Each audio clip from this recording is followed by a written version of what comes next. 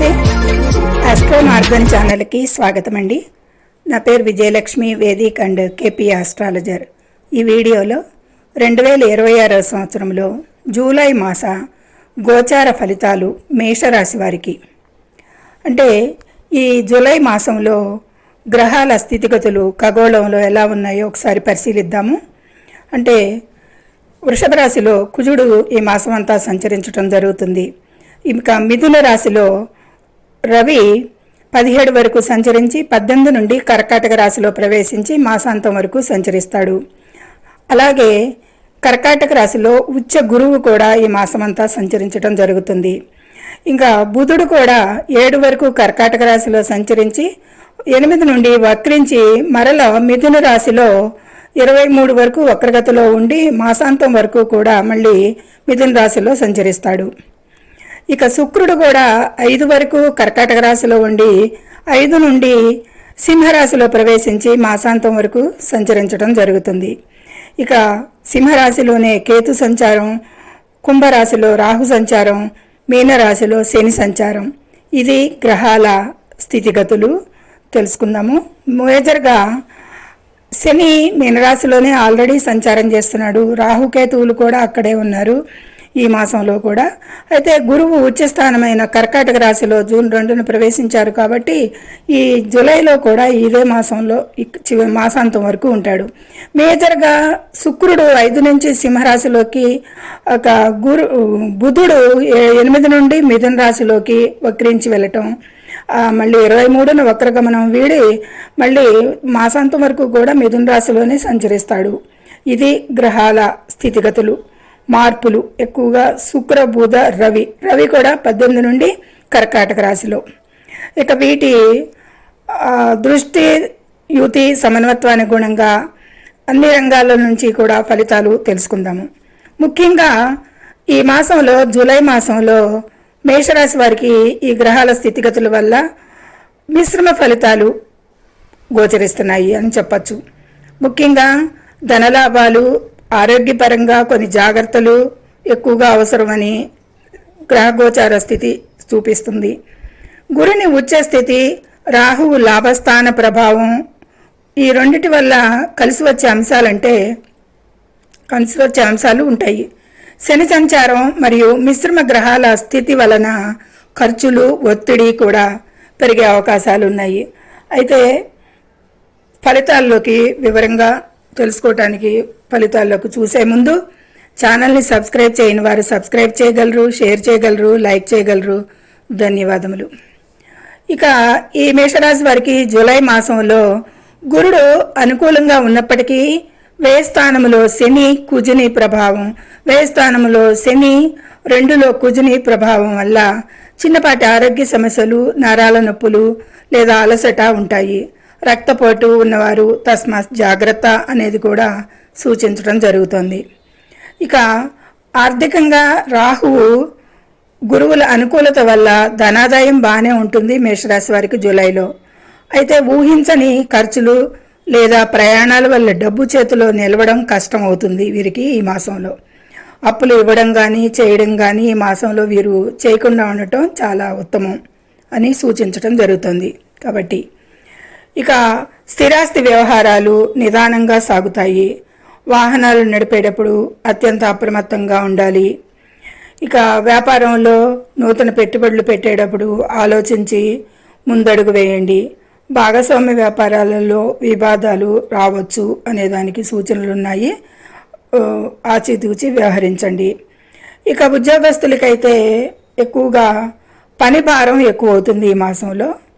ఇక తోటి సహోద్యోగులతో అయితే కనుక చిన్నపాటి మనస్పర్ధలు వచ్చే అవకాశం ఉంది. కాబట్టి సహనం పాటించడం ఎంతైనా శ్రేయస్కరం. మరలా విద్యార్థులకి శ్రమకి తగ్గ ఫలితం అయితే ఉంటుంది. ఎక్కువగా శ్రమ పడాల్సి ఉంటుంది.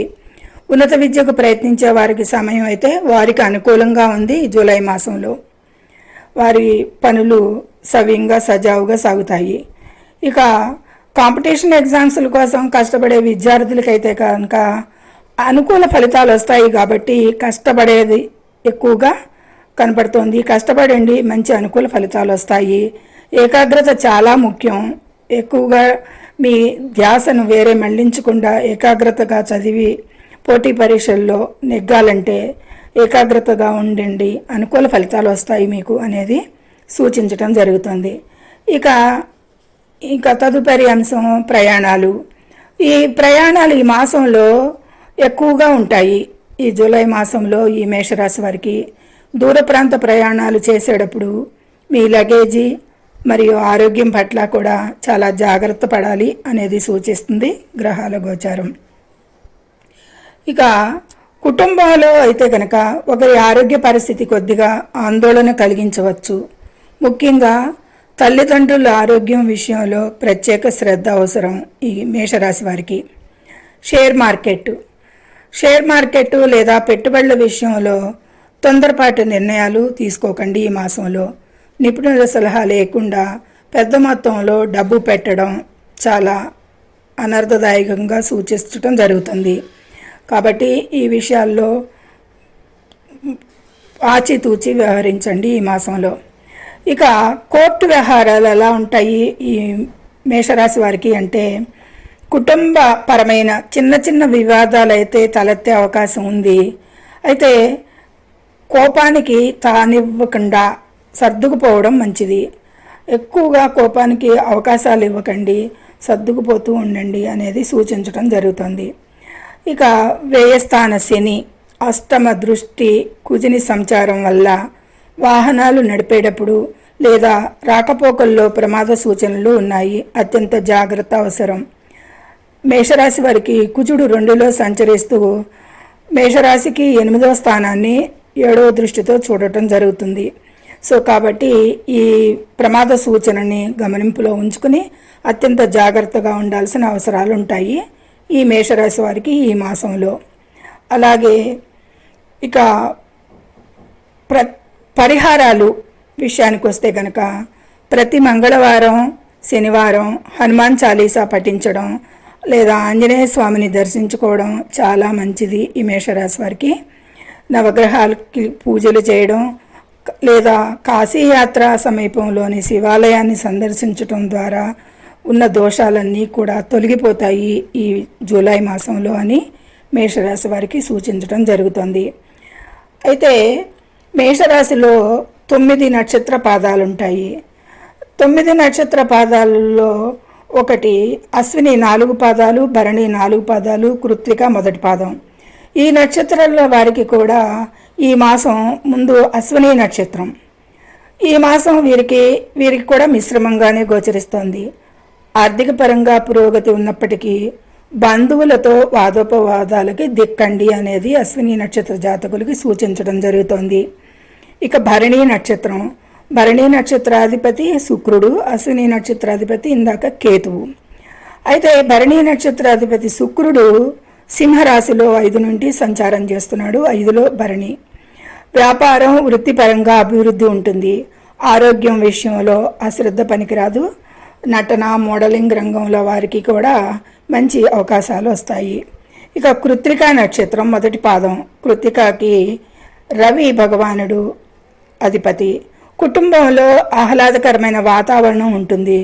అంటే రవి 3లోను 4లోను కూడా మొదటి భాగంలో 3లో సంచారం చేస్తాడు మిథునంలో. తదుపరి 18 నుండి కర్కాటక రాశి 4లో సంచారం చేయటం జరుగుతుంది. కాబట్టి కుటుంబంలో ఆహ్లాదకరమైన వాతావరణం ఉంటుంది. ప్రయాణాలు వాయిదా వేసుకోవడమే మంచిది. కాకపోతే ప్రయాణాలకు అంత అనుకూలంగా లేడు అనేది సూచించవచ్చు.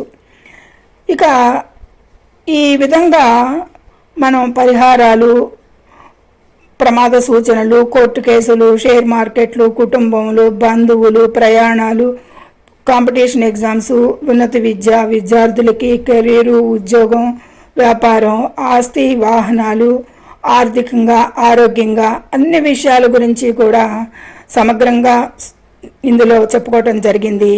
అలాగే 3 నక్షత్రాల వారికి కూడా చెప్పుకోవటం జరిగింది. ఇది మీకు నచ్చితే లైక్ చేయండి, షేర్ చేయండి, కామెంట్ ముఖ్యంగా చేయండి, సబ్స్క్రైబ్ చేసి లైక్ ఇవ్వండి. మీ లైక్ మాకెంతో ఉపయోగం. ధన్యవాదములు.